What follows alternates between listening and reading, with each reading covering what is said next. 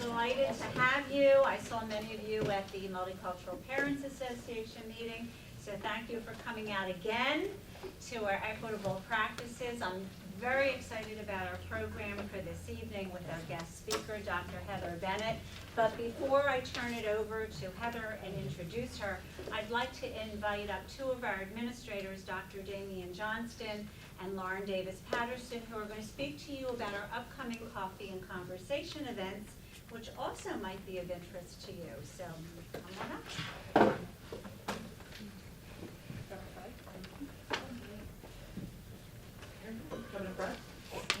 Unless you want to have everybody turn around. Now I'm halfway here.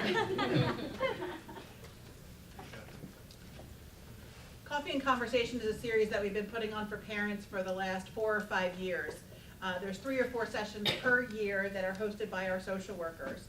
And the intent is to select topics that are relevant to lots of families and around family dynamics or interactions in a way to improve the culture or spirit of families. So this year's next 2 sessions are in April, on a date to be determined.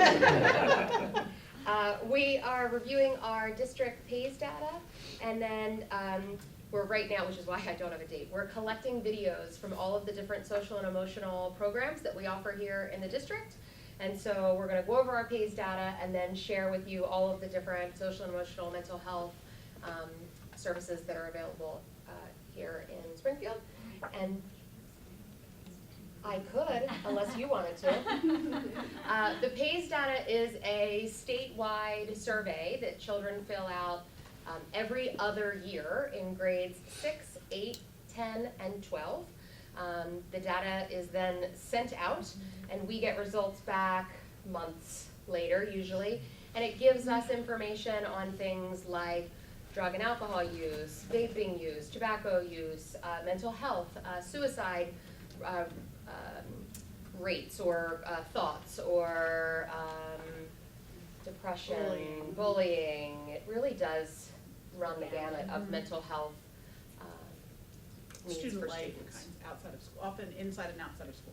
And the nice thing about it is when students take it every other year, you do get a trajectory over time, so you follow that cohort to be able to look back and see if the things that we've done shown a difference over time.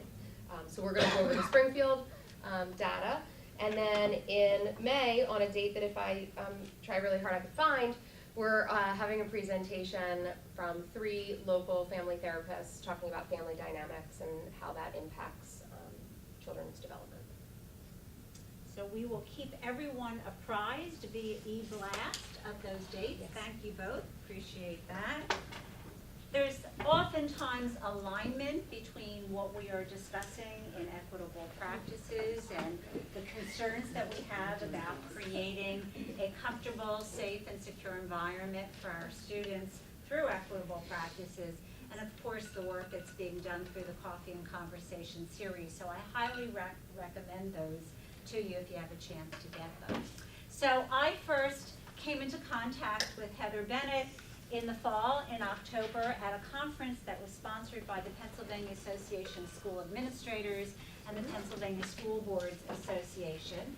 And of course, when I saw the word equity in the title of her presentation, I thought, perfect, that's just the work that we're engaged in. I need to go and hear her. And I had never met Heather before, so I certainly didn't know what to expect, but I was delighted to see that much of what she had in her presentation really aligns so nicely with what we had and had shared with many of the individuals who came to our very first meeting in October. And I really felt validated that we were on the right track in terms of the work that we are trying to do here in Springfield Township. So that was one of the reasons why I thought Heather would be a perfect individual to come and talk about her work, because she sees things from a much more global perspective. She works with districts across the state of Pennsylvania in doing this equity work and providing them with recommendations on how they can pursue work in the area of equity for all students. You all have a copy of the PSBA statement. She brought the little short card. I gave you the larger version. But let me share with you a little bit about Heather's background, which in of itself I think is so interesting. First of all, I want to mention that we're very fortunate she's not in a rush tonight, because she's actually a native of Cheltenham, and her parents still live there. She's a graduate of Cheltenham High School, and one of her classmates and one of her former teachers are in the audience this evening. So Brian taught Heather in middle school. Even though She's an amazing kid. Thank you for that, Brian. And even though he looks like he was her classmate also, he really was her teacher. And Lauren Camper was a classmate of Heather, so it was a nice little reunion for all of them before we got started. So Heather actually started out as a social studies teacher in the classroom, and she told me because of an experience that she had abroad in South Africa, she really thought long and hard about what it was that she really wanted to pursue and what she wanted to do. She actually ended up getting her law degree from Penn State, and she covered a broad spectrum of areas in the pursuit of law, including education law, as well as some other areas, including civil rights and property law. And after that, she decided she wanted to delve a little bit deeper into some of those areas. So being the go-getter that she is, she decided to pursue a PhD, and that's coming soon. I'm done. You're done, congratulations. In ed leadership, and a study that focused actually on districts here within Montgomery County. So she is a native girl. And her work at PSBA, I'm sure she'll tell you a little bit more about it, but as I mentioned previously, she works with districts across the Commonwealth, helping them to develop strategies for helping staff members as well as community residents really understand what equity means and how she can work with those individuals in order to ensure equity for all students, which obviously is our mission as well. So Heather, thank you so much again for being here. I'm going to turn it all over to you. Oh, that was a great introduction. It's all you. Alright. So the cool thing about coming home is that you're always running into people, right? So I had no idea that I was going to run into a former teacher of mine. We actually looked at each other and was like, I know you. And I was a 7th grade social studies class. And I remember some of the work that I did in his class. And I have to say this, like, you were probably one of the first Black teachers that I've ever had growing up. And for me, it's an equity issue of actually seeing someone that looks like you in the classroom and how that has a huge impact on how you think about yourself. And I became a social studies teacher in Fulton County, Georgia. I look like I'm in high school still, so it was interesting. My kids look like they had a mortgage. But at the same time, I recognized how important it was to kind of start my career off in the classroom, because you guys are real change makers. So I just wanted to just start that off. So I want this to be a discussion. I want you guys to, I'm gonna ask a lot of questions, and I want you guys to respond. I don't wanna be like, hey, you and you, just talk, ask questions throughout, because this is a conversation. This whole thing about equity is just a conversation, it's a discussion on how we can move the needle forward for our children. So I'm going to just start off with this, okay? So before we start off with any big discussion on equity, we need to figure out why. Why equity? Why equity for me starts and begins with that little girl. And that little girl is me at 10 years old in Mrs. Garrett's class in 4th grade, okay? And as you can see, my likes pretty much hasn't changed that much. I still love pizza, I still love reading, I still love playing tag. I'm a lot slower than I used to be, but you know, the thing is still there. And when I say why equity, I think some of the reasons when we're educators, we're education leaders, that we say we're in this job because for the children, for our babies, and because it's a moral imperative, it's the right thing to do. But it's a little bit more personal than that. Because when we think about why equity, specifically for me, I think about what I really wanted as a kid, how I wanted my teachers to see me, what dreams that I had, And when you're a kid, the dreams are just the biggest thing in the world. You want to be a superhero, an art teacher, a soccer player, as well as a dragon. And the only limitations really is what your parents will tell you or your teachers tell you that you can't do, which is in some cases a really good thing. No, you can't jump off the roof. It's not a good thing. No, you can't go outside and when it's dark outside. I mean, the boundaries are not necessarily a bad thing, but at the same time, we're also told at this age that what we can't do, what we're not allowed to do, what we're told what the boundaries are, what the limits are for our own livelihood, and we're also told who we are. And some of those things have huge impact on our children and how they see themselves growing up. I remember the teachers and the community members that sewed into me, but I also remember the ones that didn't. I remember the ones that told me I wasn't smart enough. I remember the ones that told me that I couldn't get into AP. I remember the professors that told me that I wasn't good enough to go to law school. I remember being told I was too aggressive, that I was too loud. And they have stuck with me, even as an adult. Those thoughts and perceptions about who I am, those limitations, I hold on to them no matter how far I've gone. And when children hear these things, they hold on to that as well. And so I do this work, the Why Equity work, is because I want the best for this little girl. And I want the best for all the children that I've been able to encounter in in higher education as well as in secondary.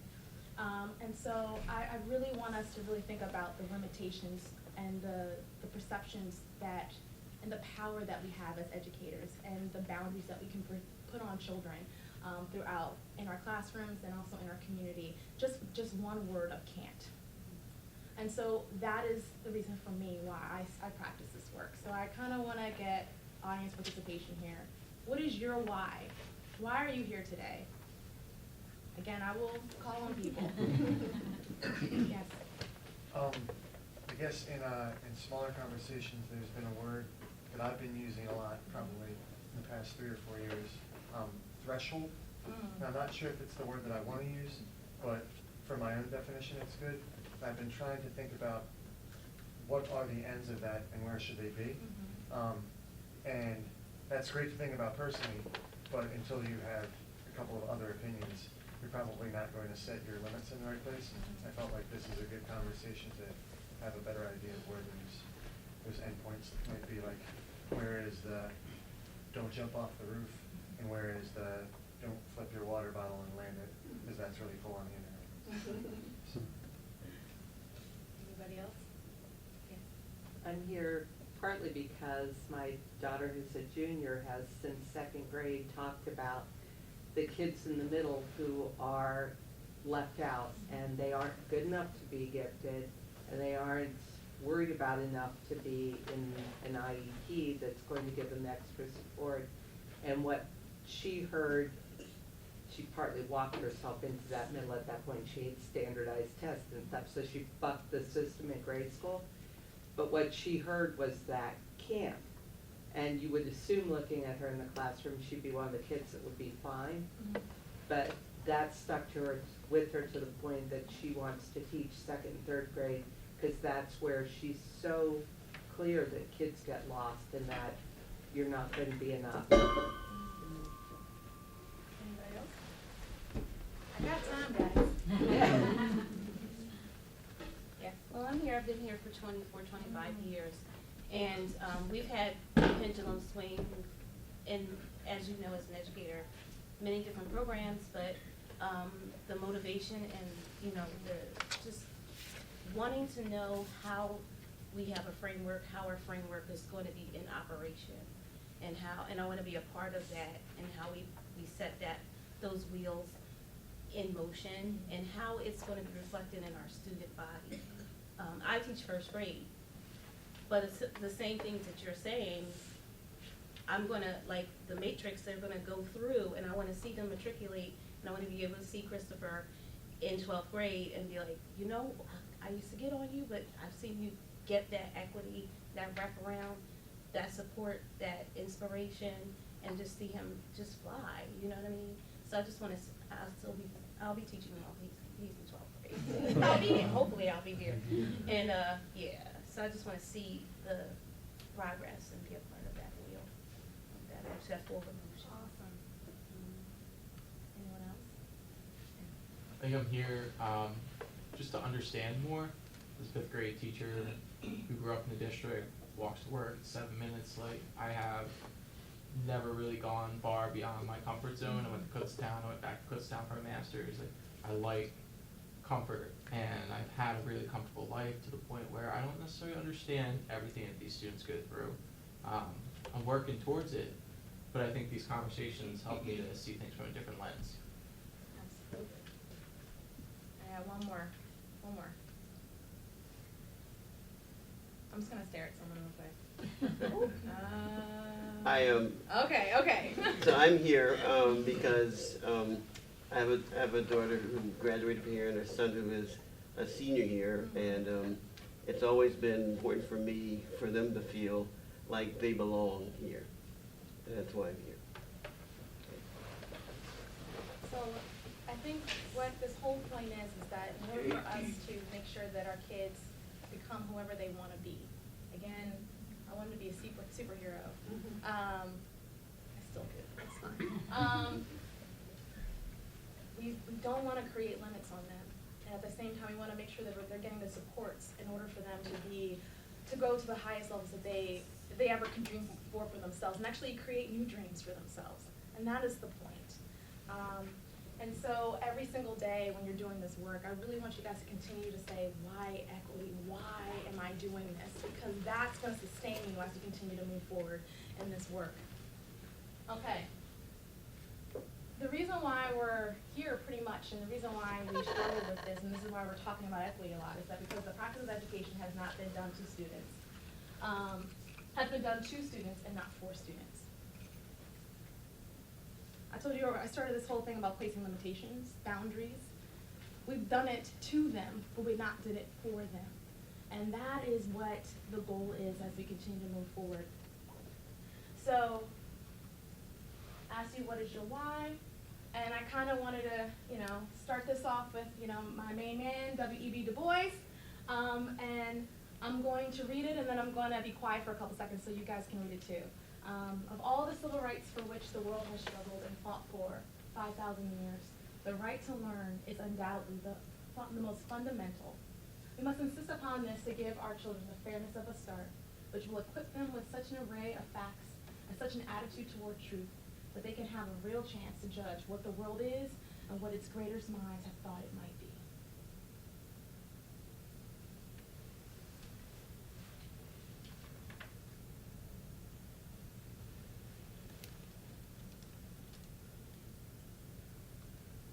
So throughout this whole presentation, I'm just kind of going to pretty much tell the story about my role at PSBA, interweaving it with, what is equity, why is it important in this state, and just kind of giving you some words of hope and rah-rah to keep you guys moving forward, because we just want to make sure that you guys are supported in whatever capacity that you're in whatever role that you're in. And so the first thing that we did, I joined PSBA about 1.5 years ago. Okay, so this is a new department, and they pretty much said, do what you want, which is really scary. So pretty much, Pennsylvania School Board Association is the oldest school board association in the country. At PSBA, we're located in Mechanicsburg, which is maybe 15 minutes away from the capital in Harrisburg. And we have, it's a large school board association. We have a government affairs, we have a policy team, we have member services, we have a great communications team. And so we put on webcasts, webinars, podcasts. And so we have I call it the structure to really push this initiative forward, but we did not have, and we were talking about equity, but now this is something that is a priority to us. So I was hired about 1.5 years ago, and so at this point I was just trying to build a program from scratch.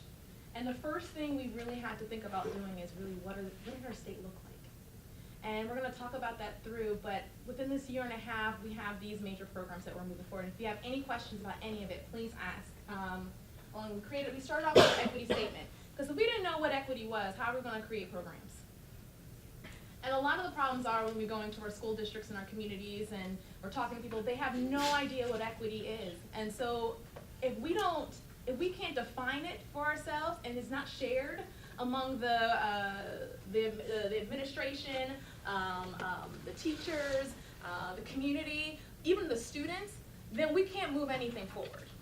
We have to start off with our statement. So we start off with our statement. It was passed by our governing board in actually in January of 2018. So it's about a year old now. And then we are moving into equity training. We're starting off with customized training workshops, which will start off in March. We have webinars and podcasts. Actually, we have a equity webinar series that we just started. Every month, we're going to tackle a major equity topic. In January, we tackled cultural relevancy and cultural pedagogy. We had a school district from Reading School District came in and spoke along with that, and then we had Dr. Dana Thompson-Dorsey from the University of Pittsburgh. So we're combining the academic with the practice of equity. Because when I remember as a teacher, and you would get these books like, oh, you need to read this article. Who has time to read articles? We got 120 kids, and you're 22 years old, you don't know what's going on. Yes. Is that on a rebroadcast? Yes, we're gonna don't worry about it, I'm gonna make sure everyone gets a copy of that. Thanks. And so I thought to myself, and then in the academy as well, we talk about pedagogy and theory all day, every day, but don't really understand the practice of it. So we're combining the two. So every month, we're gonna talk about a major equity issue, and we're gonna tackle it with someone from the academy, who really talk about the theory of the work, and we're gonna talk about the practice of it. And so this month, we're gonna talk about immigration. In March, we're gonna talk about rural equity, because most of our school districts are rural school districts. The next month, we're gonna talk about trauma-informed services. Then we're gonna talk about student voice, because if our kids aren't speaking, then we're doing something wrong. And if we're not listening, then we're certainly not making an education that's for them. And then the last one, we're gonna talk about grow your own programs. We're gonna look at teacher diversity, and how practices that can encourage more diverse teachers, specifically in school districts that have had extreme demographic shifts, especially the last 10 years, and that's pretty much all of Montgomery County. Then we're starting a podcast series as well. Our first podcast is going to be with Erie School District, and then we're going to talk about how they developed an equity program. Then we're moving to equity research. We have a paper coming out hopefully in March. It's going to be the equity overview. We're going to talk about the why. What is equity and why is it important for this state? We have equity tools. We're developing right now an equity policy. That should be out also in the spring. And again, this is just a model policy. It's important for districts to do it for themselves. We're just going to provide context to help them start the process. And we're creating also equity tools, like an equity lens framework, which is pretty much how do you make a decision with an equity lens, and an action plan. How do you start the practice of equity? So, and we had a summit in October. So our first summit was in October at Lebanon Valley College, and it was titled Reclaiming Equitable Spaces in K-12 Education, Pennsylvania and Beyond. So within a year and a half, we're doing all this, okay? And so it's a lot, especially when you're a department of one.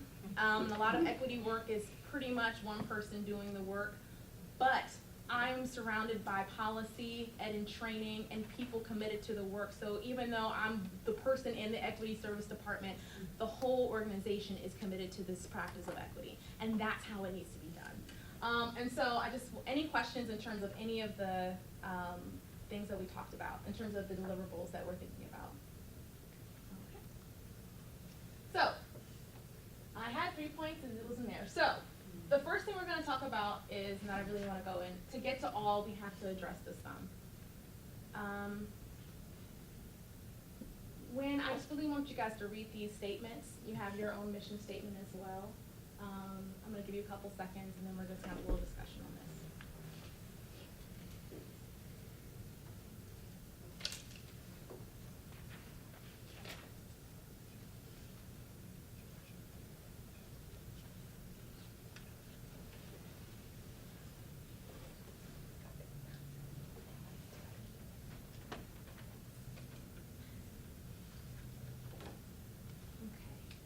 guys notice, like, what are the words that you see a lot of? And this is not just in our statements, you see it in probably any school district that you know, like, that's in Pennsylvania today. But what are key words that you see a lot of? All students. All students. Anybody, anything else? Global. Global, what else? Changing. Anything else? Mm-hmm. And so, the reason why I'm putting this up there is that, again, we kind of all say the same thing about this. Like, we all kind of agree across the state and across the country that we're doing this for all students. But my problem with all is that it's typically used two ways. It's to make sure that every group is being counted and included. That's the one way to look at all. Or is it to ignore or silence individual groups? So when we say all students, we sometimes forget the individual groups of students that have been disadvantaged or marginalized. And we get really concerned when we're talking about black students. We say, but all students. We're talking about special education students. We say, but all students. When we talk about ELL students, we talk, but all students. Guys, it's like we're afraid to talk about the individual groups that make up all. And so the reason why I wanted to bring this whole thing about all is that when we're talking about all, if one group is not being successful, then we have not reached all. And so I want to make sure that when we're talking about equity versus equality and all that stuff, that we're really thinking about, when we talk about all students, I think we really get into the equality argument. Because we're too scared to really talk about what are the inequities and what are the inequalities, what are the experiences of those that have actually been ignored by our system itself. So I wanted to put that out there first. And so you guys have already kind of know this, you've already had this already, but we know that equality is treating all students the same and giving them the same supports. How we define equity and PSBA is equity is the just and fair distribution of resources based upon each individual student's needs. So again, we're getting at this kind of the misconceptions of all things. One way to look at it is saying, hey, we need to make sure that every student is being addressed. At the same time, with the equality argument, we can say, well, we can kind of ignore everybody because they are not incorporated into this kind of we thing, this kind of all thing. So I wanted to make sure that we understand those two dynamics. And so the problems with equality is this. Two problems. Students are different, and students' educational experiences are different. Students are different. Students bring with them individualized learning styles, skills, experience, and cultural identities. And students' educational experiences are different. I've been saying this before, what we know is that if all children are given high educational experiences, they're going to perform well. But we also know this. What we actually do is that children across the state and in Pennsylvania have not received the same type of opportunities and supports. And it's often determined by their zip code, their socioeconomic status, their race, their gender, their sex, their gender identity, their language ability, immigrant status, disability, and any other way we can differentiate students. So again, I said this misconception of all things. We're really getting down to, do we really believe that all students deserve a high quality education? So divergent educational experiences, I will say, is attested to me these three things. Inequitable funding and resources between and within schools. When you have 500 school districts in a state, and we know that local property taxes has a huge influence on it. We know that not all children are getting the same type of education between districts. At the same time, we know that in some cases, in a lot of cases, that we're not providing the same type of education supports even within districts as well. So we need to think about that. Discriminatory and biased practices and policies in housing, employment, economics, healthcare, criminal justice, and education. Okay? The thing that I think we really struggle with is that because our work is in education, that we don't see the systemic inequalities that are happening surrounding our Here are kids. the two different ways you. So our kids can be coming into school experiencing extreme environmental inequalities, lead poisoning, asthma. They could be in communities, they can live in communities and housing where their parents can't provide a roof over their heads. They can come into our classrooms without enough food.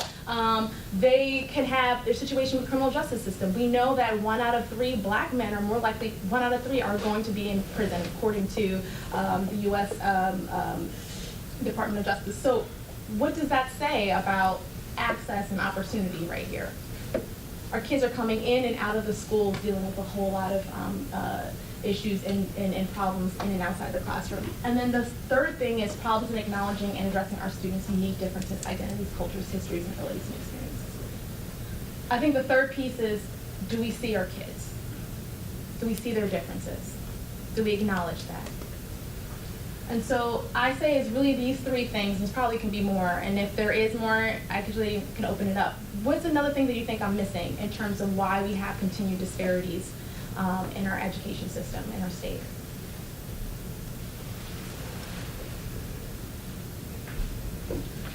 Did I get it? All right, cool. I'm sorry. Go ahead. Technological accessibility. Mm-hmm. So many parents are disenfranchised because they don't have access to lots of the things that you can just click on and say, oh, I've got this on my smartphone and I can help my child, in this area. And you're seeing it so much more because I was looking at my math program, and the picture of that, we have like these avatars, and they all have like different tech devices that they can access our math program on, which is a laptop, a tablet, a phone, and then there was pencil and paper, which was awesome. One of the avatars had a pencil and paper, and I'm thinking, wow, all of these children have exposure to these devices, but then you think about it in the broad world, like many children just look at it in awe, or they listen to it and pretend that they have access to that, even in first grade, but so at home, I think it's access to tech and the quick World Wide Web that we're in that can also sort of dampen our sense of how we're delivering Education. Mm-hmm. Yeah.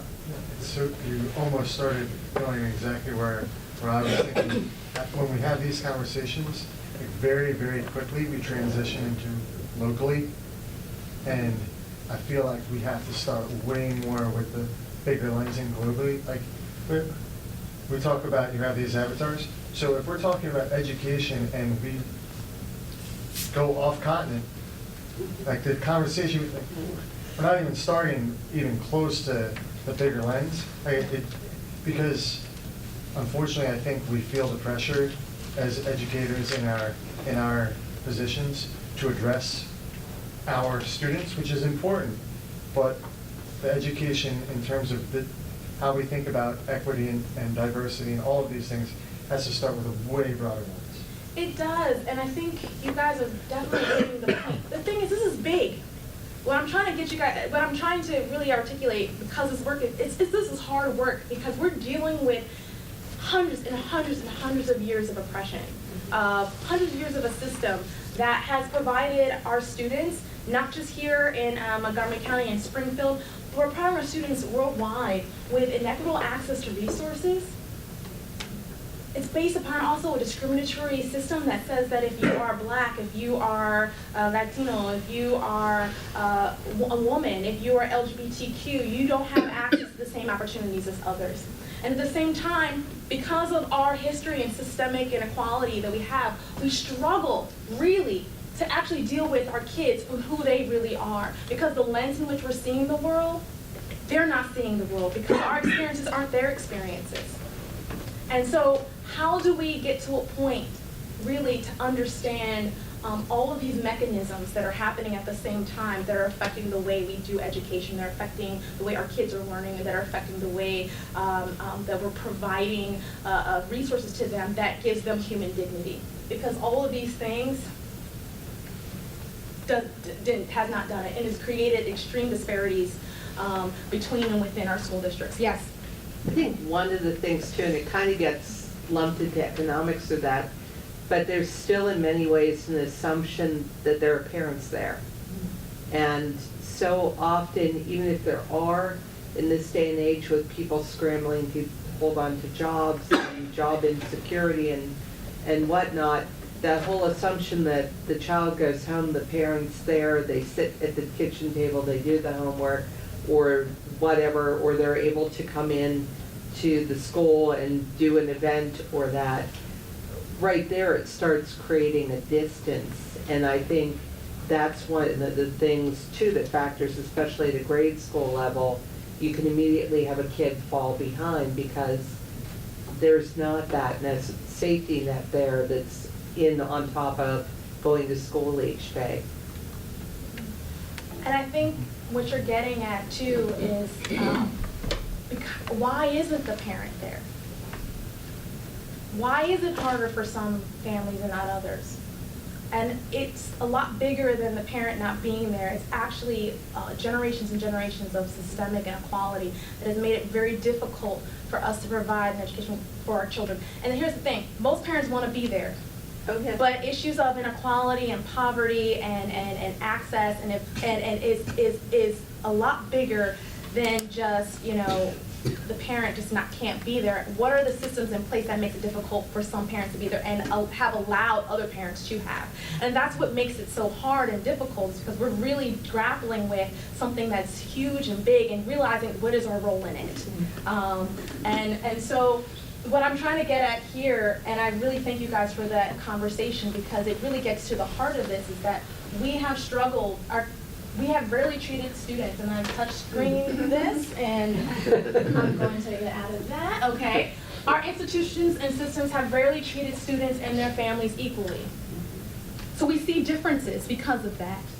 And a significant number of our students carry the weight of poverty, racism, sexism, trauma, and other forms of prejudices and conditions that affect how they perform in schools. And I really wanted to get into this a little bit. Classism, sexism, racism, heterosexism, and ableism. In a nutshell, you see the word ism. What we're seeing is systemic institutional discrimination. Meaning that racism isn't just the individual, I'm calling someone the N-word, I'm calling someone, or heterosexism, calling someone or bullying them because of their sexual orientation, or discriminating against someone because of their disability. It's even deeper than that. It can also be institutional. Like our systems itself create spaces where we've given some opportunities to others while diminishing others. And this is structural. It is embedded in our systems. And all of these things causes trauma. And so our kids are coming in, whoever they are, traumatized already. And it may be, and their parents are feeding them. And there may not be abused at home. But if they're a child living in poverty, and they're not sure about when the water's gonna come back on, they're traumatized. If a child sees on the news that another person, a black man, was killed by whatever, that's gonna be trauma. If a child is getting bullied because of his sexual orientation, that's trauma, inside and outside of the classroom. And so this is the impact of inequality moving forward. And so this is why we're calling for equity and why we need equity. And like I said before, equity is providing resources based on what our students actually need. And I say equity is three things. Equity is inclusive, it's fair, and it's just. Inclusive means it extends, it values, and includes the experiences of all and the voices of all populations within the framework and climate of an institution and system. It's not diversity. Diversity is the existence of difference, but you don't have to be inclusive. Inclusive is saying not only do we have different types of people here, we're valuing their opinion, we're listening to them, we're talking together, and we're coming up with solutions together. And we're not ignoring groups. It's fair. People are given what they need to participate fully in the system, right? Like for an example, my sister and I were very different. How my parents educated us were very different. What my sisters needed was something different compared to what I needed. We both got what we needed to be successful, but with different supports. And so we need to think about that. And it is just. It remedies past and present harms by the system that have created the inequities. Is there any questions regarding this? There's a lot of debate about whether equity is justice or whatever, but I think you can't provide kids what they need if we can't deal with the inequities that the system have already created. So.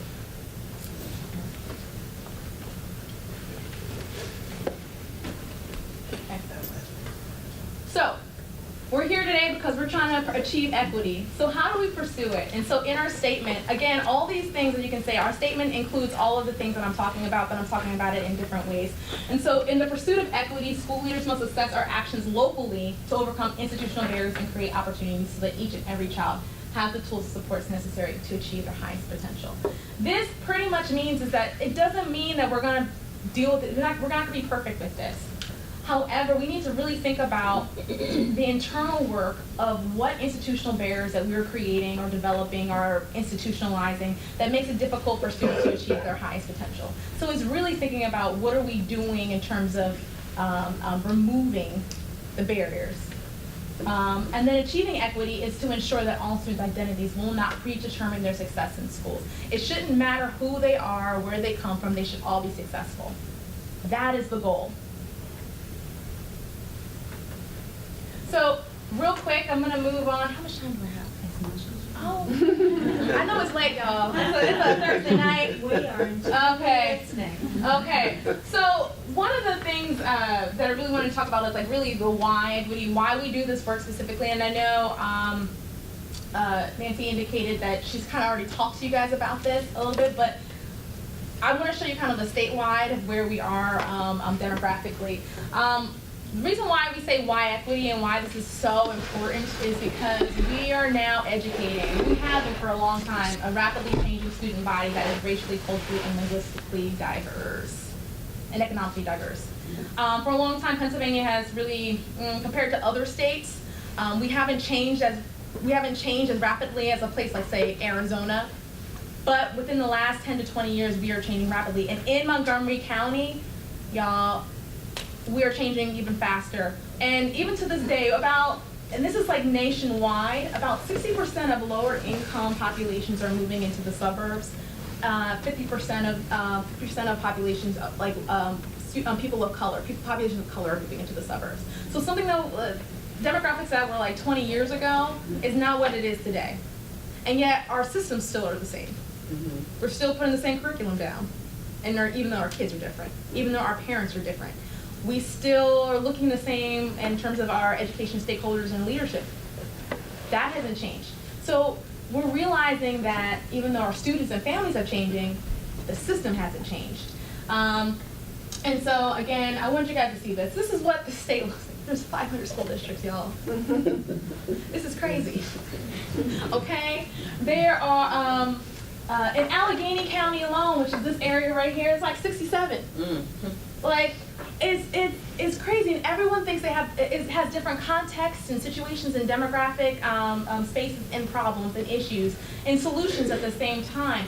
But in my job, I'm trying to figure out what the heck is going on in our state, and it's very, very difficult because of the fact that there's so many. So really the goal is really, in my work, is to try to figure out what the context is as best as I can, but actually making sure that people are talking to each other, that the community is involved in having discussions on what they really need, and that the schools in the community are working together and not working separately. Because that's when magic happens in this work, is when everybody's working together towards the same goals, providing with the things they need for their kids. So, one of the things, another thing is like every district in the state is dealing with some form of poverty. Most more than others actually. So Pennsylvania child poverty rates have risen. In 2000 it was 14.7%. In 2016 it's 19%. 2017 numbers have come in and it's really like 18.7. We round that up, it's still 19%. And so we're seeing more students on free and reduced lunch than before. We're seeing students, again, I told you earlier that 60% of newer populations moving into the suburbs are lower income populations. So we're going to see this a lot, specifically in our suburban communities. racial transformation. This is what the state looked like, y'all, in 1990. Okay? 12.3%. By 2016, it is around 23% populations of color, and this is a county-wide map. Look at Pennsylvania County map in terms of school districts. You can start to see that it's just growing. At this point, our rural school districts, for the most part, are still, in some cases, 98% white.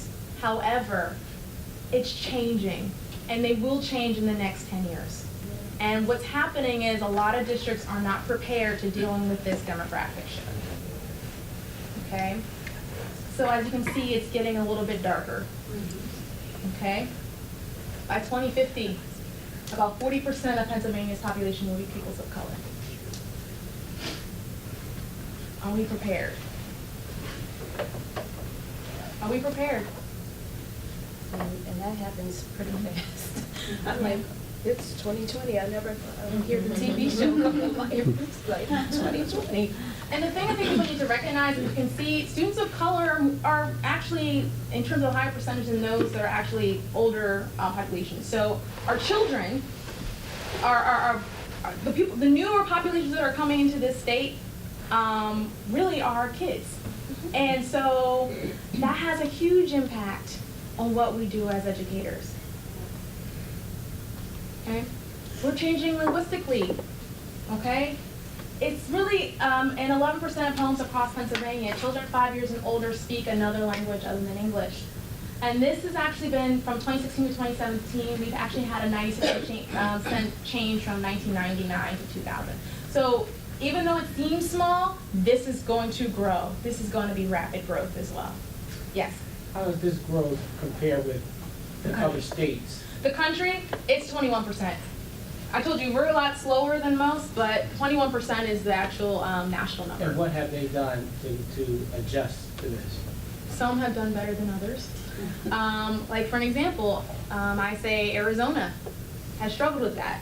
As the state has become has grown like rapidly in terms of the Latino population, we've seen a pushback in terms of state and education legislation on providing them with Chicano studies. You guys heard about Arizona. So, but their Arizona School Boards Association has definitely stepped in to provide resources for our school boards if the state has it. So it just depends. So you see dual language programming that has risen. But I have to say this, y'all, because we're still struggling with difference and that systemic discrimination, the systemic problems, that we're not doing what we're supposed to be doing. A lot of districts across the country aren't doing what they're supposed to be doing for these like rapidly changing populations. And even in our state, when we actually were the second largest state of migration for Puerto Rican students after Hurricane Maria. It was Florida, then it was Pennsylvania. Yes. Florida had much more, but it was actually the second one was Pennsylvania. It's the biggest increase in Latinx. Yes. I think it's about, I don't have that slide with me, unfortunately. I think it's like a 200% increase. You know what the second largest increase is on? Asian students. What part of Asia? Huh? Any Pacific part of Asia? It depends on the area. Again, we see a lot of, like, say, Chinese, Korean populations, but in some cases, like, say, in the North Penn School District, they have a larger population of Southeast Asian students. So when we talk about some of the achievement gaps, I really want you guys to get pointed that even if we're thinking about white or Asian or whatever, we can break that down even more and see some really extreme gaps even between racial groups. Asian American students is even crazier because of the Southeast Asian component. Our students from Laos, Cambodia, do not perform as well, and they're a lot poorer than their Chinese, Japanese, and Korean counterparts. But because we see them all as Asian, and they typically do better even than white students, we typically ignore those groups. So they are the ones that kind of, remember I say about is inclusive? We think we're inclusive because we see that one Asian family, or that the 5 Asian families are doing great, but then that one Asian family is not. And we think that's inclusion. I was like, we need to recognize that to get to all, we have to address the some. So Achievement and opportunity gaps, I'm gonna try to run through this. I was gonna say one Yeah, go for really it. striking thing, looking at that language, you know, we turn around and we look at the European schools, and they all speak multiple languages, and we go, "Oh, that's absolutely fabulous."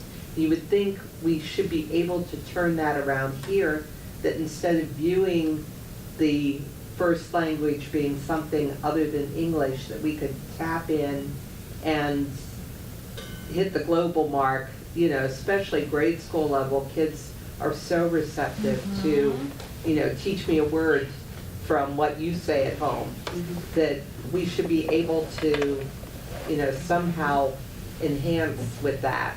Remember how in the earlier slides, the disparities, when I talk about the discrimination piece, it's so embedded in our country. It makes it very difficult. That's why we struggle to talk about race and difference. That's why we struggle to talk about language.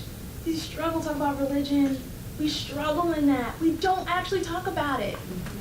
Okay? And because of that, we talk about wanting to be a global society, and it's in our mission statements, everyone says it, but do we really believe that? Because if we believed that, we would have a discussion of why it's not happening. And figure out, and I think that, and what we'll find out is that because of that fear of talking about our own history of discrimination, and our own history of xenophobia, our own history of sexism, our own history of that. And I think, and thank you for bringing that up, because that's really, we say this is what we believe, but are we actually practicing it? And that's really getting to this point of this practice of equity. But I'm just gonna run through here about achievement and opportunity gaps. The why equity is because of this, achievement gaps. We know the achievement gap is the academic disparity or differences between groups of students. Typically, the achievement gap pertains to major differences in academic indicators, such as test scores and graduation rates between white students and students of color, economically advantaged and disadvantaged students, male and female students, English proficient and English learner students, and special education, not special education students. And I'm only here right here because I've got a time, but I'm just showing you the high school graduation rate in the state. For the most part, all students in the 2016-2017 year, 87% was the graduation rate. But if you think about it, if you look at our white and Asian students, it's about 91, 92% graduation rate in the state. Our black and Latino students, 74%. Our special education students, 74%. Our EL students, English learner students, 63%. Okay? Our lowest poverty and highest poverty schools. Lowest poverty, hey, great job, 95% of their students graduate. Lowest poverty, highest poverty, 78% of the graduation rate. I even wanted to take a look at the rural, suburban, and urban space. So our rurals and suburbans do pretty well in graduation rates. They get about 92%. Our urban, 75%. Okay? And so, and here's the gotcha part. When I told you about we need to break this down even bit more, we just know these students as white students or black students or EL students, but there's so much more than that. What about the intersectional spaces? What about our white boys? How do they fare? How about our black boys and girls? How do they fare? How about our Asian student from Cambodia who doesn't speak English? How does he fare? Because we see our kids really, I like to say this, our students are diamonds. There's many facets on a diamond. We can't just focus on that one face in order for us to indicate what they're capable of. We have to look at the whole story in order for us to figure out what they actually need to be successful and to really understand what our achievement gap actually looks like. So this is what our state looks like. And here's the problem with achievement gaps, is that because of these achievement gaps, what necessarily happens is that we believe that there must be something wrong with the kids if we just focus only on the achievement gap. We'll say, well, wait a second, so-and-so, Nancy did really great, why didn't Bob do good? And so what happens is that we start to have some negative and stereotypical perceptions about our families and our children based upon how well they do in school, without actually understanding and believing, and to this point, that that's predicated in all of our studies today, that all children are capable of learning, but not all children have had the same access to opportunity. We don't believe that last part. We say, well, so-and-so didn't do as well, therefore there must be something wrong with them, without actually understanding what are we doing as a system that makes it difficult for Bob to do well. And so, opportunity gaps cause achievement gaps. We get to that opportunity gap, we get to the achievement gap. We just look at the achievement gap, we perpetuate stereotypes. We perpetuate trauma. And we focus on the achievement gap only. So, opportunity gaps in education affect everything. What schools students go to, how students get to school, what and how they learn in school, how they are treated and perceived by peers, teachers, administrators, school boards, and other education stakeholders, how their families and communities participate in the education process, what resources are available in schools, what resources are available or not available after school, at home, and beyond. Everything affects how they learn. All of this. What schools students go to? School segregation. How school students get to school? Transportation. What if kids don't have access to? What if their parents can't drive? And you have an after-school event? What and how they learn in school? Do they have curriculum that looks like that? How they're treated and perceived by peers, teachers, administrators, school boards, and other education stakeholders. Disproportionate a number of Black and Latino and special education students are referred into out-of-school suspension. How their families and communities participate in the education process. At our school board events, like, we don't see as many, we see certain families over others, okay? Also, are we actually asking or looking for parents and community, especially our new parents and communities, are we involving them into the education process? What resources are available in schools? Digital equity is a huge one. What resources are available after school, at home, and beyond? Some parents can provide them with all the resources, tutoring, while other parents cannot. All of this affects opportunity gaps. And institutional barriers create opportunity gaps. Institutional barriers are policies, practices, and procedures that systematically disadvantage certain groups of students. They can be explicit and or implicit. I think at the heart of this is, the reason why this work is so hard is that because for the most part, everybody believes they're doing, everyone loves kids for the most part, right? So we do this work and think, oh, we're just doing the best that we can, but we never really deal with the fact that it doesn't have to be explicit. It could be an implicit issue that causes these barriers to education. Where we can find institutional barriers in education: early child education, school segregation, transportation. I can read all of this. You guys can do that. Is there anything here that I'm missing? People in the back like, listen, this is really small. I can't say that. I'm afraid. Yes. I think collegial and or professional relationships. Mm-hmm. Yeah. That's a good one. So I'm gonna say right now, as I matriculate through my career, people with whom I might not have had a broader lens, we've all come to a better understanding of each other's philosophies. Mm-hmm. And I'm on the social studies committee, and we were talking about our new social studies curriculum that we're looking for, so that's an institutional change. Thank you, Dr. Yannicone and Dr. Hacker, that we're on this cycle of changing, and we're keeping in mind social policy standards and, equity, the equity goals that we have for our district. But the discussion that I had with my colleague 10 years ago, I wouldn't have heard that from him. And now it's like we're talking about this society that we're living in now. And we had a great dialogue. And it was like really cool to hear how perspectives have changed. And it was like, oh, okay, yes, I'm gonna be an advocate for that. I mean, it's a process, but I'm glad that our district does that. You have a cycle of change, something that we can look into. But it was really cool. And I think that's a really good point about is there a safe space for you to talk about this work? There's an institutional barrier in that. If people feel uncomfortable, well, I hate that word, uncomfortable. It's like the worst word in the world. Because guess what? Everybody's uncomfortable. Anything new is uncomfortable. So, so I hear that a lot about different. The word is uncomfortable. It's uncomfortable. But guess what? This work is uncomfortable. But guess what? I'd rather be uncomfortable and make sure we're providing the best for our kids than being comfortable and not doing that. And so, figuring out how to have these conversations, we can overcome if we're starting to have it. Yes.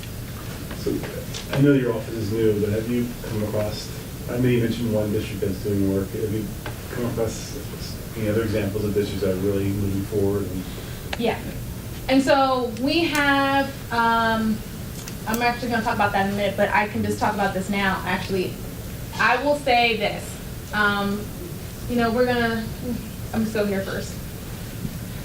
There's about 5 school districts in the state out of 500 that have an equity policy. It's Derry Township in Dauphin County, a State College school district, Pittsburgh has one, and Allentown and Upper Dublin has a comprehensive equity policy. I will say that the organization, how equity has been I will say this, most districts in the state are thinking about it. The practice is a whole nother ballgame, okay? And they're doing it in very different ways and contexts. So some have an equity department, some have equity groups such as yourself. Some have it in the district level, and then the school board is not talking about it at all. And in other districts, there are some like comprehensive, like everybody's on board. I will say this, most of our school districts in this state are not practicing equity. They might be thinking about it, and they might be having some programs that they have to do by the state. With the teacher equity space, digital equity is a huge one. It just depends on the district. So I will say the ones that are doing this really, really, really well that I've noticed is Reading School District. They won a couple of awards, guys. Like, they're good. And they've struggled, and a lot of people are practicing equity because it's a reactive space. They gotten sued, or there was something in the media that created, and then people have started it. But we want to make sure that this is starting to be a proactive thing. That this is a move that we have to do because it's the best thing for our kids. But Reading School District, I think is pretty good. I will say, in terms of suburban spaces, you guys have some good. I know the Delaware Valley Consortium is good. Bethlehem School District in Lehigh is pretty good. Their superintendent is phenomenal. I will say, around you guys, you got a support system. Cheltenham's doing this work. Upper Dublin's doing this work. So there's opportunities for collaboration and movement into this work. In terms of immigration work, Philadelphia is becoming one of the bigger ones to really step up and do this. It depends on the context. Again, it's all about context. But I can talk to you guys specifically about who I think is really doing it, but I'm still learning about who is because it's not clear on the website.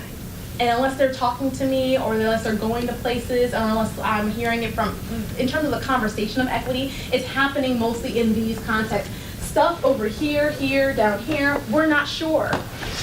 Because it just depends on, it could be an individual district. And even within these places in these counties, there could be districts doing it and other districts who are not. So I'm just saying this is where the conversation is mostly happening. But I've talked to a whole lot of people doing this work across the state, and they're probably going to say I'm right here. It's really difficult to assess who's doing it and who's not, because it's not a big deal unless you have a good equity statement, or you have equity groups, or you have a wonderful superintendent that's promoting it from the rooftops. It's very difficult to figure out who actually is moving the needle. But I will say this, my deepest opinion, I don't think most people are practicing it or know how to. But it's starting, the conversation's moving. So, really quickly, I really wanted to kind of end around here a little bit. The practice of equity requires unlearning. We have been taught to educate children a certain way forever, and we have learned that it's not always the right way. And so, how are we as adults going to practice unlearning? How are we going to recognize that some of the things that we thought was right like 15, 20 years ago is not right today? And how do we work within that? Because we're also in charge of teaching children as well. And so I wanted to play this video really fast, and I hope it's not too long, because I know you guys want to get out of here. But we're gonna do just the first half of it, so. Welcome back to Smarter Every Can Day. you click the You know, captions people on say that it's line? just Oh, like riding a okay. bike, meaning it's really easy and you can't forget how to do it, right? But I did something. I did something that damaged my mind. It happened on the streets of Amsterdam, and I got really scared, honestly. I can't ride a bike like you can anymore. Before I show you the video of what happened, I need to tell you the backstory. Like many 6-year-olds with a MacGyver mullet, I learned how to ride a bike when I was really young. I had learned a life skill, and I was really proud of it. Everything changed, though, when my friend Barney called me 25 years later. Where I work, the welders are geniuses, and they like to play jokes on the engineers. He had a challenge for me. He had built a special bicycle, and he wanted me to try to ride it. He had only changed one thing. When you turn the handlebar to the left, the wheel goes to the right. When you turn it to the right, the wheel goes to the left. I thought this would be easy, so I hopped on the bike ready to demonstrate how quickly I could conquer this. And here he is, ladies and gentlemen, Mr. Justin Samuels. First attempt riding the bicycle.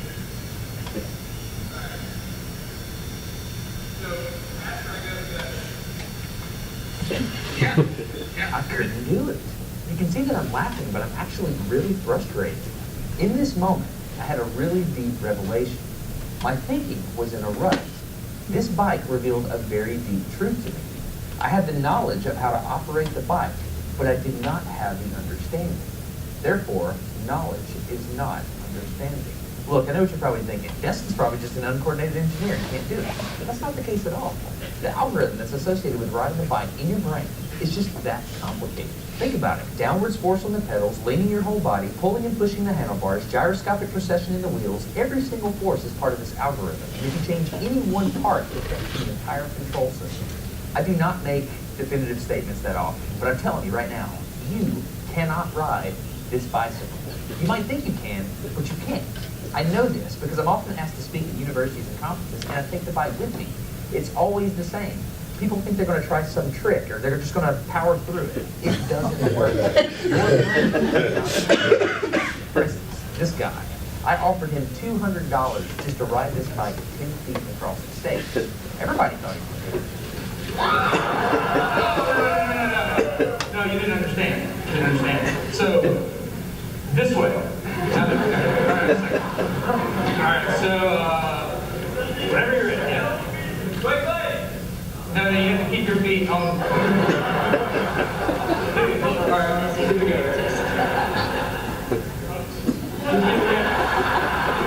Wait. Like, you gotta start rolling at least. And go.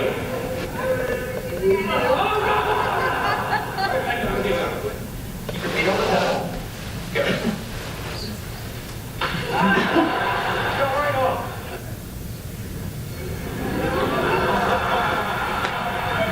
Keep your feet on the pedal. Yeah, come on.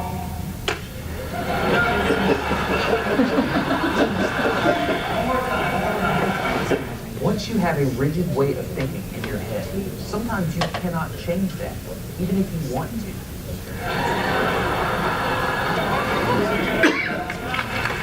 So here's what I did. It was a personal challenge.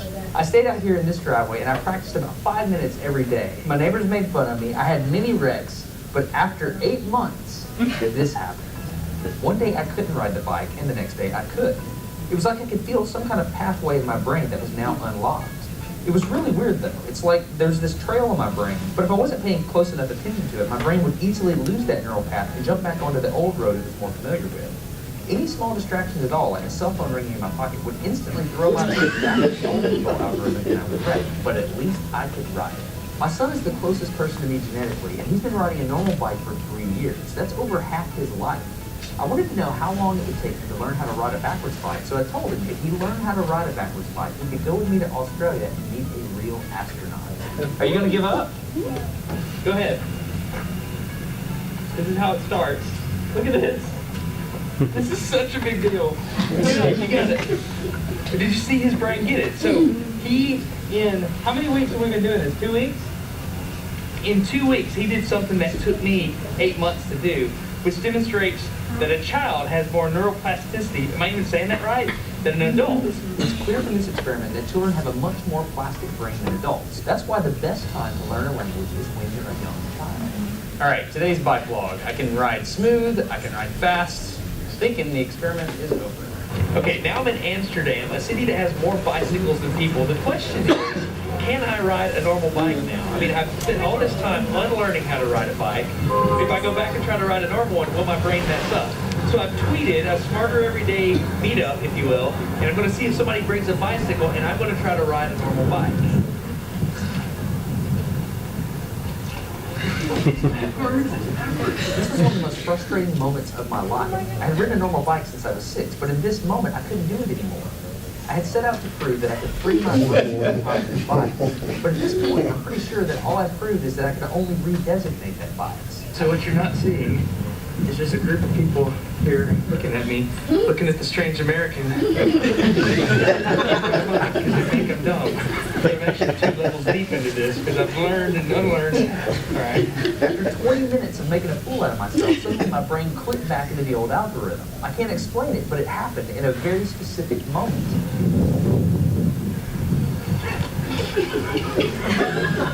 I got it. I'm back. Hold it, click. I got it. Okay, there it is. There was the moment. Okay, I can ride a bike. I tried to explain it to people around me, and they just didn't get it. They thought I was faking the previous 20 minutes. I couldn't get anybody to believe me. That looked like I faked it, didn't it? Just a face. You think I'm faking? You don't believe me. You think I'm lying, don't you? I'm not lying. I felt like the only person on the planet who had ever unlearned how to ride a bike, and I couldn't articulate it to anyone because everybody just knew that you can't forget how to ride a bike. So I learned 3 things from this experiment. I learned that welders are often smarter than engineers. I learned that knowledge does not equal understanding. And I learned that truth is truth, no matter what I think about it. So be very careful how you interpret things, because you're looking at the world with a bias, whether you think you are or not. I'm Destin. Get smarter every day. Have a good one. Okay.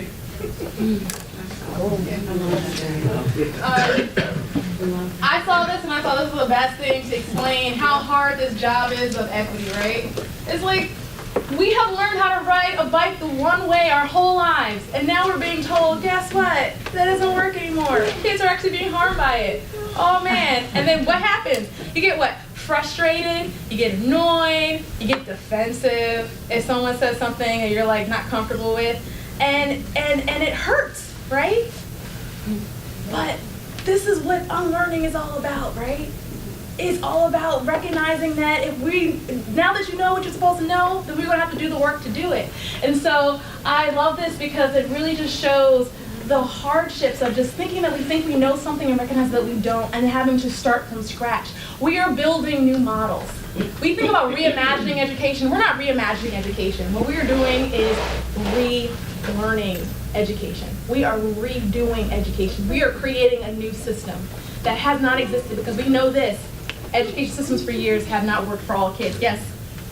So, in this effort to address the equity issue, what's the role of hiring perhaps educators who understand how to ride the bike the other way?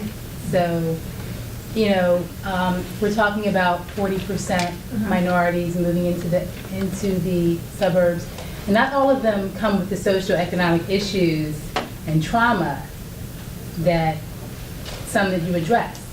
Some are victims of the lack of equity just by being Black, right? So what's the role in hiring teachers or having some sort of plan to hire teachers who understand how to ride the bike with the handlebars backwards? I think, well, it all comes down to is about what is your practices in terms of hiring, right? It's like there's a pipeline issue, which is a process problem within itself.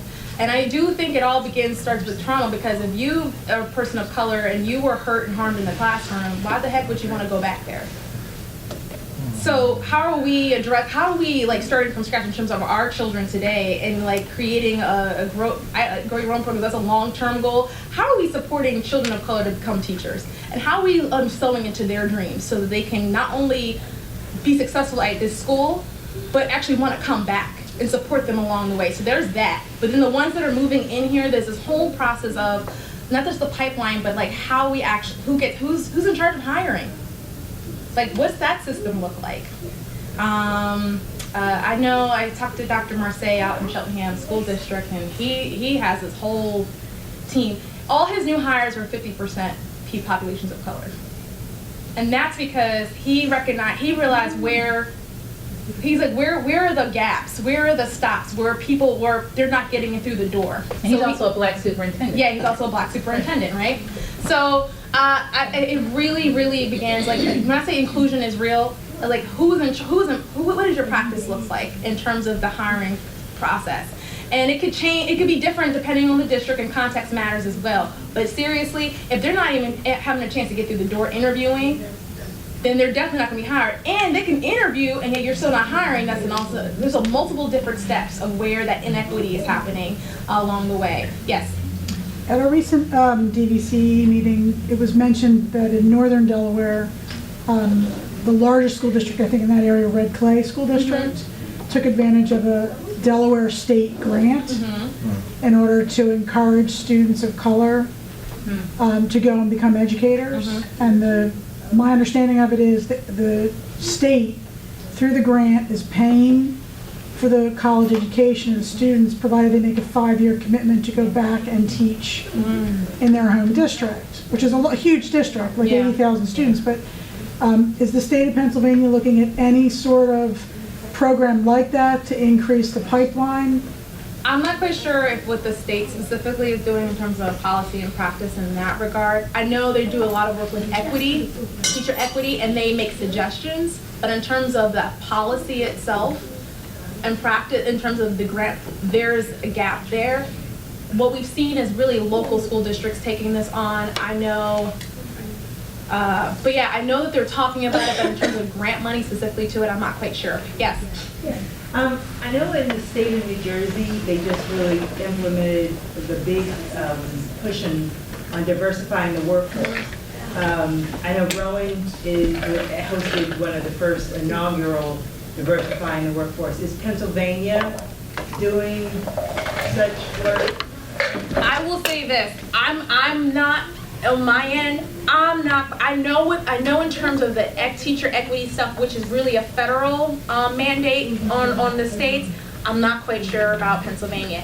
And the reason why I say that is that they've talked about it, but in terms of the actual practice of it, is like I said, people are talking about it, but in terms of actual implementation of programming, I have not seen it. What I have seen is that in Pittsburgh, they have a school, Brashear School, which takes specifically black men, black boys, and they're pushing them as like a grow your own program specifically targeted to those populations. In Philadelphia as well. I know Centennial School District in Bucks County is trying to get grant money for a program for themselves on that. Erie School District in the northwest corner, they're developing a policy right now to diversify their teachers. Really, they're trying to actually not just get students to get involved in it, they're looking at their actual community and saying who wants to become a teacher in their second career and supporting them through that movement. So again, I'm seeing it through a district by district space. Yes? So really quick, so if you're aware, or how would you support, for example, there are teachers in the district that run or have engaged programs. For example, like Mr. Hicks does a Gentleman's First, right? Or Ms. Wright does, Brown, Dolls. How would you recommend, as you said, if you have teachers in the district, how would you possibly recommend ways to assist and help them in the district in helping support them in grant funding programs that are actually here, however, maybe in terms of promoting some of the mentoring of really sustainable things they already have, rather than, fine, we can't create new just yet, but baby steps. There are programs here that exist. How can we help foster those and foster and support those faculty doing things, however, maybe there's been a history of not supporting them in that. How would you recommend parents and administration support them in doing that work? I want to say this, it's all about your priorities first, right? if this is a priority of a district to say, you know what, this is what we're gonna do, we're gonna hire, I don't wanna talk about quotes and we get into some legal stuff and I don't wanna play that game. But I will say this, if you are saying this is a priority for our district, then what you're gonna do as a district is you're gonna get all your teachers of color, you're gonna get people who are supportive of it, and you're gonna get together and you're going to say, okay, how are we gonna map this out step by step by step by step? What does the state look like? What our options are? And think about not just a short-term goal, but a long-term goal. Because the problem that we're having is that actually less students are becoming teachers. So in the education schools across the state, they're not, and that's with all races, but specifically among student populations of color, they are not going into the education schools. And so there's a huge pipeline issue too. And here's the kicker, every school district in the state, I wouldn't say every school district in the state, I would say a lot of the school districts around this area and a lot of suburban areas are like, we need Black and Latino teachers and administrators and we're struggling. You have to think outside the box here. This is where it gets really complicated. We have to think about how do we think about the short term and the long term at the same time.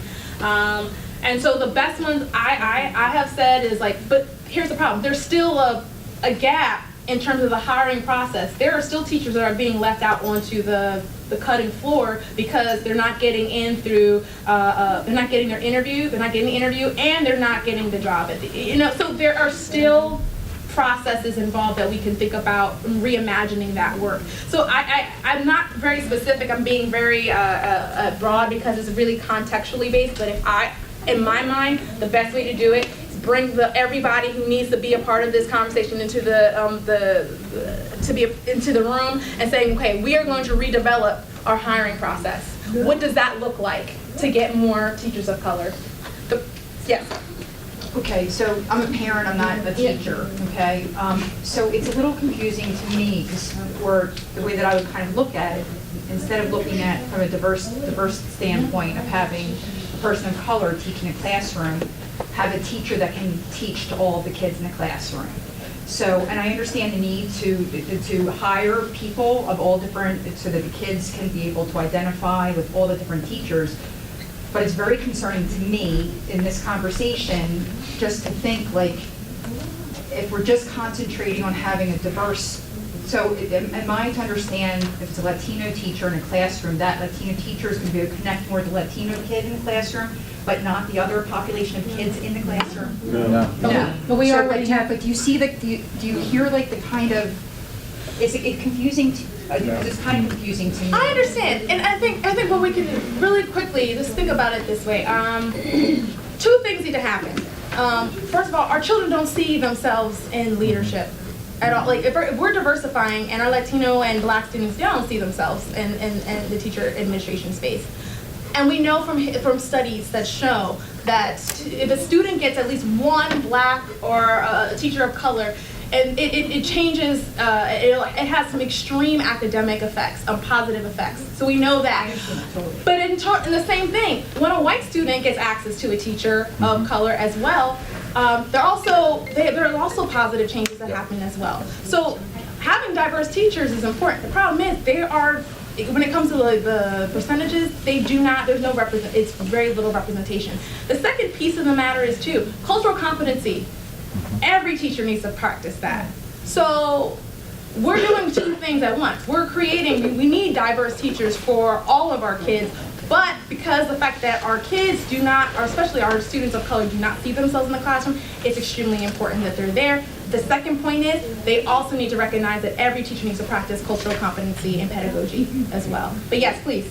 And just real quickly, if the default has always been a white teacher in the room, and that particular teacher was competent, why would we care if a Black competent teacher was also in the room? Right, no, absolutely. I'm not, I wasn't going in that direction. I think probably like a quick answer that comes right back to the video we saw is we're looking at this now and we have to think, well, if we're doing this for kids, we should use a kid's lens. So a student is going to respond to a variety of teachers in a different way than we're thinking about it. So we're thinking about, okay, here's our experience, and as adults, if we bring in this other person, here's what we're used to. If we have a competent person, which we are obviously going to hire, and kids learn this at a very young age, they are going to relearn that bicycle very quickly before us, and we'll still be struggling with it, but they'll be fine. So. Yeah.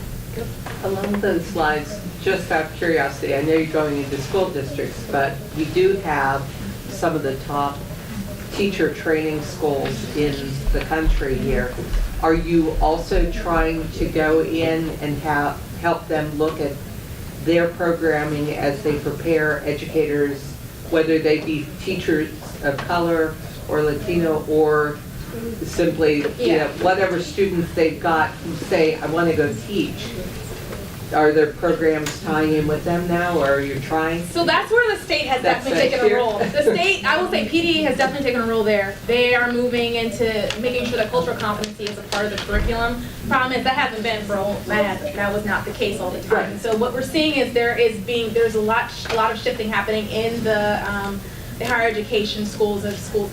And I know you guys have been here for a long time, so I really wanted to really get to this major point, and I really want to encourage you guys here. You guys are doing the work. There are a lot of districts that are not. I want to encourage you that this is a lot of work. This takes a lot of will. This takes a lot of heart. We are moving a system and a mountain that has been in place forever. And I want you guys, I just want to give a little bit of background real quick. I grew up in the church. My mom's a minister. And one of the things that she used to say to me is she's like, you know, if you have faith as small as a mustard seed, you can tell this mountain to move from here to there and it will move. Nothing will be impossible for you. It is not impossible for us to educate our children with dignity. So I want you guys to continue to move forward and to keep working and keep pushing forward and to create systems that are not just externally supportive, internally, because this is an internal work. Remember that little girl there? It's personal.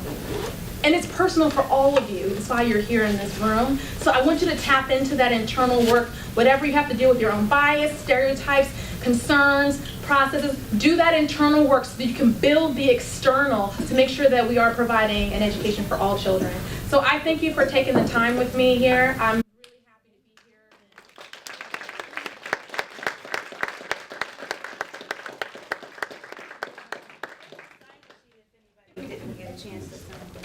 Heather, thank you so much. This was absolutely amazing. Thank you. We're so appreciative. Before you go, and for everyone else who's here, one of the things that I had intended to do this evening that I think we can do rather quickly because it is getting a little bit later, but I'd love for you to hear this. I had explained to Heather that the work of the broader group has been divided into subcommittees that are focusing on various areas that we have very specific measurable goals for. And that's very, very important because by having these goals that we are working towards, we can hopefully within a short amount of time say we are making progress towards some of these initiatives. So the first one, since it just came up that I really want to get to, is our hiring and recruiting subcommittee. I'm going to ask Emily, who's our HR director, to talk about our goals in that area. But I also want to ask Lauren, I'm going to call on you to talk a little bit about the partnership that we're working on to establish that pipeline within an African American community so we can draw upon local resources to help us with our hiring. So Emily, why don't you talk about our specific goals first, very quickly, and then Lauren can add that little piece that you can hear, because you know Enon. Yes, I do. Sure. So the broader overreaching goal, obviously, is to continue our commitment to hire additional staff members that are reflective of this Springfield Township student population. The overreaching goal. We also have committed to specifically increase the outreach for candidates of diverse backgrounds and experiences by at least 33% just in this year. We're coming into hiring season this spring for the following fall. So in part of that, some of the things that we've done and talked about in the committee, one of the biggest things was just trying to link to our community a lot more. So it was brought up, put a link to all of our employment opportunities in our e-blasts out to the community, because who better than to, we've gotten a lot of recommendations from community members for open positions, and who better than to try to draw from. So we've done that in all of our listservs out at the building level. We are attending the DVCE Diversity Recruiting Fair that's coming up and we're going to the Montgomery County IU Diversity Recruiting Fair that's also coming up. They're actually both in the same week in April. We've signed up for the Greater Philadelphia Teacher Recruiting Fair that's in Oaks, PA, to hopefully reach a lot of candidates in the whole Philadelphia area. The district has gone to the other 2 recruiting fairs the past, I guess, 8 years since I've been here, but we have not gone to the Greater Philadelphia one. So that is a new recruiting fair that we're adding in. I've created a connection with Temple to post all of our jobs directly to their education students and alumni, to hopefully reach out to them directly. Arcadia as well, and I'm reaching out to the other local universities to do that. I created a district LinkedIn page so we can post our job opportunities on there and try to reach more students and alumni and just people in the area looking for jobs through social media, because that is the wave of the future. That is, people are not necessarily even going to monster.com or looking in the newspapers anymore for jobs. They're finding it through social media. So I think we're trying to lead in that direction and see where it leads us. So if anyone is on LinkedIn, please follow the district and share out our job opportunities, because that's the way it's going to grow. We're trying to use social media. Dr. Hacker has her Twitter page, and we're even, she's going to tweet, if you haven't already, she's going to be tweeting out about the diversity recruitment fair. So we're trying to spread the word that way in different avenues and making different connections in the community. And I know that you both had a conversation with, is it Enon? Yeah. So Lauren will talk about that. Just before, I just want to say one thing. Emily mentioned all these different recruitment fairs, and one of the primary things that we talked about was actually bringing our current diverse background teachers and teachers of color with us to the recruitment fair to say, this is who we are. So rather than just seeing select administrators there, we now will have teachers who can say, come and partner with us.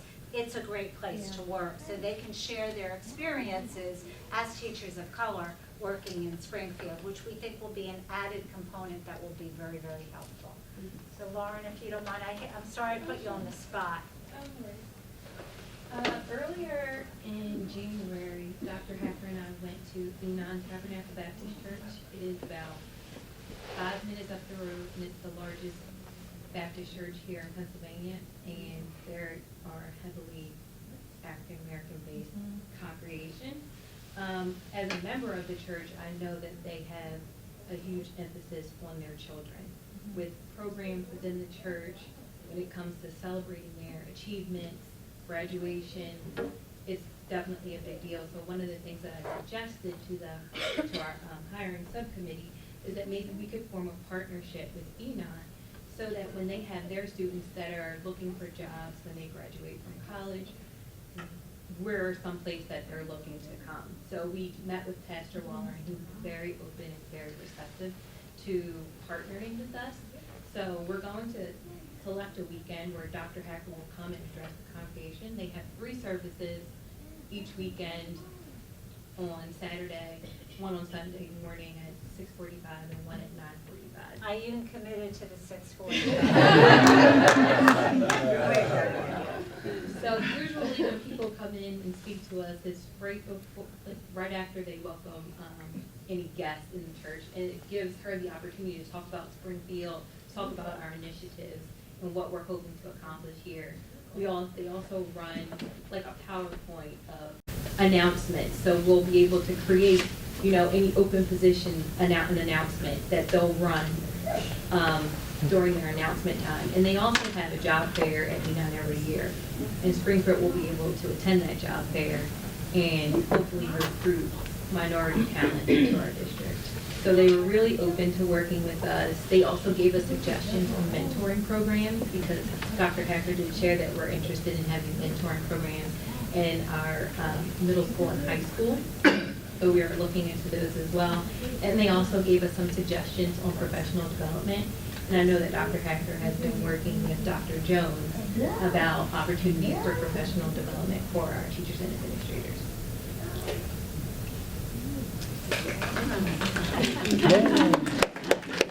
That's a question. So we talk about a lot of the people that are out in the community, the people who have graduated. This is my 3rd year at Urban Time, and I don't think I've seen a student teacher of color. are we reaching into the colleges to say, can you send us your candidates?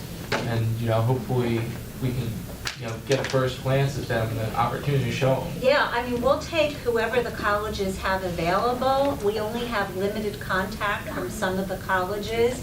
And, we have in the past made it clear to them that we want diverse candidates, that we want them to have those experiences. Many times the students themselves will ask for a particular school district.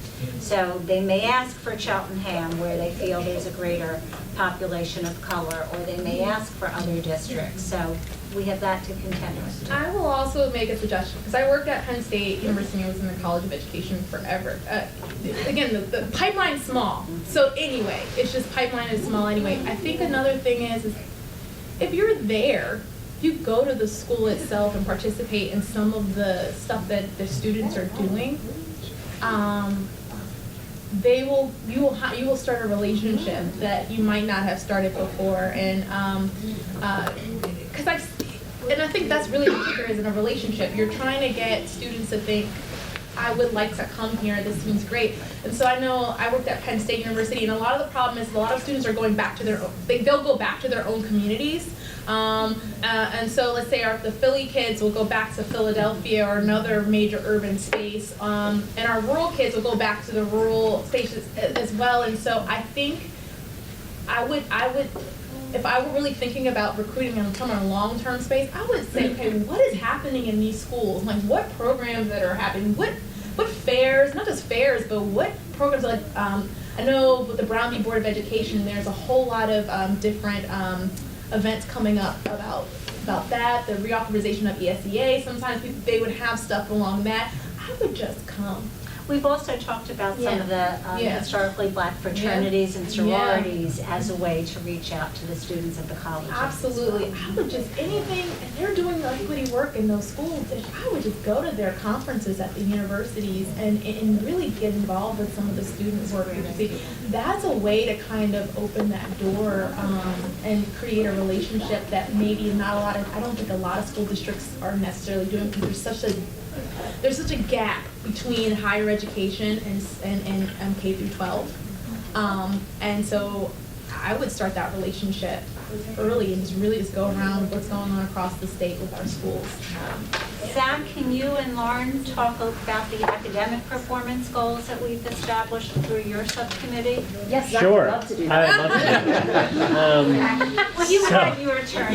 So along with our absent member Chuck, the high school principal, we're the Academic Excellence Committee, Academic Performance Committee, and so a lot of our time has been spent talking about what we can see in the data when it comes back to us about the performance of our students and what that means for our academic programs. And last time we met, we looked at some middle school enrollment data for higher level math enrollment by demographic group, which my faculty has seen and now my leadership team has done some work with.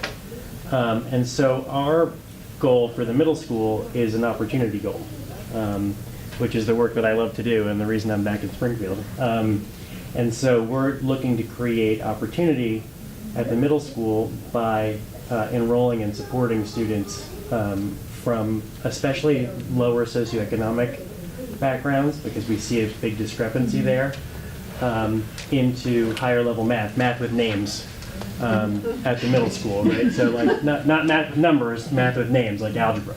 So we're trying to not just, it's easy to roster students into those courses, and that's my work. The work of the committee and the dialogue I'm interested in having around that is, how do I support the kids once they're there? What do I need to put in place to help make sure those students are successful once I do roster them to the class? And how do I make sure they don't call, after 4.5 weeks, how do I make sure they don't, their parents aren't calling me saying, get them out of the class, it's too much. Or the teacher's not calling me saying, get them out of the class, it's too much. So that's the middle school work. The high school has a goal this year, building wide, of looking at their course failures. And so their work is really around looking at the achievement gap when it comes to grades at the high school. 58.1% of Fs at the high school are show up in our African American and Hispanic students. And so those are the two subgroups that account for 58.1% of our Fs at the high school level. That's too much, and so the work for the high school is around decreasing that number significantly, and I'm sure that the conversation around that will be one of how do we do that. Zach, can I provide a little clarity? What was the total number of failures? Was 105 course failures. 105 course failures. So it's not like a student is failing a grade, right? 150 courses, and some of those are duplicative. We didn't separate out if you have one student who had more than one F. Each one of them is counted separately. So I heard a gasp. Right. Just wanted to provide Sorry. that additional. We had a long debate about whether we're counting students or counting Fs. Correct. And right now we're counting Fs. We're counting Fs. So that's the workaround. And just to piggyback off that, the critical conversation is around not only the reasons why is that happening, but what are the interventions and supports that teachers are putting in place once they become aware that a student is not performing well in that course. It's not just, oh, well, they're not doing well and I'm going to have to give them an F. It's students or teachers have to do certain things to intervene before they can put that F on the report card at the end of the course. They have to reach out and have meetings with the student. They have to reach out and have conversations with the parent or parents or guardians. So there are specific measures that must be put into place before a student can be failed to demonstrate that teachers are trying to really not give up on kids and provide them with the support that they need. We also did put in after-school busing for tutoring and library hours after school, which we hadn't done previously, because you spoke about equity and poverty and the impact. There are many kids who mentioned they can't get a ride home after school. So they won't stay for after-school tutoring, or they won't stay for activities after school because they have no way to get home. They won't spend extra hours in the library, so we now have put busing in, which hopefully will feed into that problem with the course failures as well. Mary Jo, can you talk about curriculum? Sure. On that last goal, I just thought it might be worthwhile to share some of the progress the high school's made. Only because of time, I want to get through. Thank you. Okay. We're going to get to that point in a couple of minutes. I just want to say they're doing a good job. Yeah. They're working hard at that. Sorry, I didn't mean to suggest that they're not. Okay, so I'm in charge of the curriculum subcommittee, along with Megan Markle, who wasn't able to join us tonight because she's at grad school. Our primary goal, we determined as a subcommittee, would be to adopt the social justice standards that are offered through Teaching Tolerance, and we would adopt those as a full district. So the committee asked for us to present that to the administrative team. The administrative team agreed, and so we're beginning that work now in trying to develop a scope and sequence around those standards with activities and embedded instruction at each level, K through 2, 3, 5, 6, 8, 9, 12. Concurrently, the VCE has actually formed a subcommittee who is going to be looking at those standards. They made that decision after we had adopted the standards. So we're in good stead, and so I'm going to serve on that subcommittee to be able to bring good ideas from across the region back to Springfield Township. And as Tonya mentioned, we're in the middle of social studies K through 12 review, and so one aspect of that is that we're infusing the social justice standards, and so is Colin, thank you. And so we're, sorry, and Ashley, and like half the people that are, sorry, I couldn't see it through Pierre. So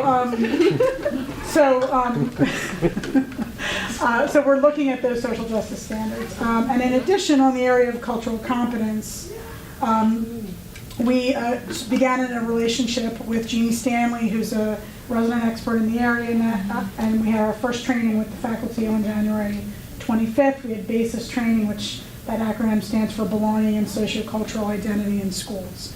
And so we're going to be working with Jeannie to move forward in trying to raise the cultural competence of the entire staff. That was really good too.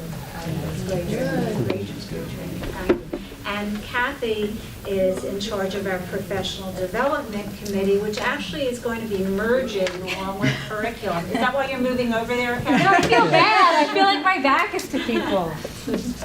And Scott Scragan as well has been on that committee. So we had the benefit of having people kind of float in and out, and with Scott and I both taking opposite ends of the spectrum, from looking at the elementary all the way up through the secondary. So when we first started talking about different goals for professional development, we kind of all agreed upon looking at trauma-sensitive schools and training, which I love that you put those in there. It was like a segue, because for us, we look at goals such as staff sharing a common understanding of trauma, and that in fact it's not an episode that somebody might experience all at once, where for some it might. We talked about the growing mental health needs within our district and the socio and emotional training that we have to do with the students through guidance and through advisories. So we talked about that. We talked about committing to a safe physical and emotional environment for all students, making sure that staff responses are consistent, predictable, and respectful to all students. We talked about taking a trauma-sensitive approach and understanding emotional and physical health for academic success, as well as holistically what is best for those students and understanding their cultural background and appreciating it. We want to acknowledge and respect the diversity within the school and consider the relationship that exists between the culture and traumatic experiences, the safety, the healing that some students still have to go through, and the resilience. We looked at specific school objectives, and our measurable objectives are to overall look at it and look at the decrease in number of disciplinary referrals, to look at the decrease in suspension rates, the perception survey of the students, teachers, and parents, and also the usage of mental health services or guidance within the buildings as well as in the community. So right now, we have united with this plan. Now it gets passed on to administration since it is a district-wide. We did have the benefit of somebody that works in the Cheltenham School District who did work with a company that does provide this, and it's an ongoing training throughout the year for staff, but since it is a district-wide training, it takes a little more to go through, and so we're going to look at that when planning future PD. Andre, how about student engagement and student life? So I co-chair the Student Life Committee. Pierre Arthur, our high school assistant principal, Joe Ferrero, our high school athletic director, and our new member, Dr. Johnson, will be joining our committee. So just to give you some background on our committee, we started off with talking about student life at Springfield Township. And what we wanted to find out, our focus question was, what does it mean to be a Spartan? What does it mean to be a student here in the school district of Springfield Township? Shortly after we began having those conversations, we had the opportunity to merge with the University of Pennsylvania to develop and work with a research-based survey that we could use and implement with our students and our 4th and 5th graders, our middle school, and our high school. And we had the chance to distribute that survey out to our students in December, and we were able to get back results where they were able to share with us how they feel about being a student in our school district. It was a really great opportunity to be a part of. It was an inquiry-based cycle where we focused on a focus question with the University of Pennsylvania. The focus question of the survey was, to what extent do students feel a sense of belonging in our school community?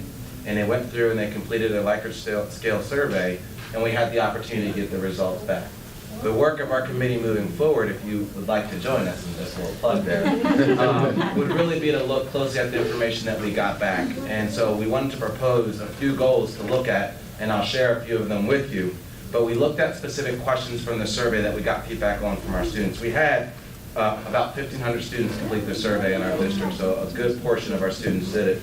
And one of the questions was, it's hard for people like me to be accepted here. Out of the 1,499 students who took the survey, 172 students said that they could not really clearly feel or indicate that it felt that they were accepted in our school district. And so that's something that we want to take a closer look at. Another question was, most teachers at this school are interested in me. That same number, we had 189 students share that they felt as if their teachers were interested in them. And another question, I can stand up for what I believe in my school. We had 180 students here that they felt as if they could not do that. And so the work of our committee moving forward will be to look at this information a little bit further. We can disaggregate it a little bit further and look at what types of students responded to these questions and how they felt about it, and then develop action steps. So as a school district, as small as we are, I feel like with the number of students we're talking about, we can really establish some really good goals and some really good action steps to be able to support those students. And the hope would be that we can administer this survey again in the future so we can track our progress over time. Thanks, Andre. It really is. It's terrific work. And Heather, I'm so happy you were able to hear from all the groups and hear the goals that we're working on. One additional thing I'd like to mention, we have 4 board members who are here this evening. One was sick, or we would have had a majority, and we could have had a board meeting. Don't make any decisions. No. Right, but we did that Tuesday night, so we don't want to do it again this week. But Karen Tarateski, who is actually a psychologist in another school district and our board president, is helping to organize a date for a mini board retreat where the topic is going to be equity. So I'm very, very happy that Karen is working along with me to help share this message through our broader community, because we really strongly believe that if we get the buy-in at the board level and we can show our broader community that this is something our board believes in and supports, it's not just coming from administration, it's coming from the board, the administration, our staff, and hopefully community buy-in as well. That makes it so much more powerful for us in terms of the meaning of the work that we're doing. So I just want to thank you and the other board members who are here this evening for supporting this work and for being here tonight. And Heather, again, thank you so much. We really appreciate you being here. We hope you have a safe journey home back to Cheltenham, down the road. Down the road. And hope to see you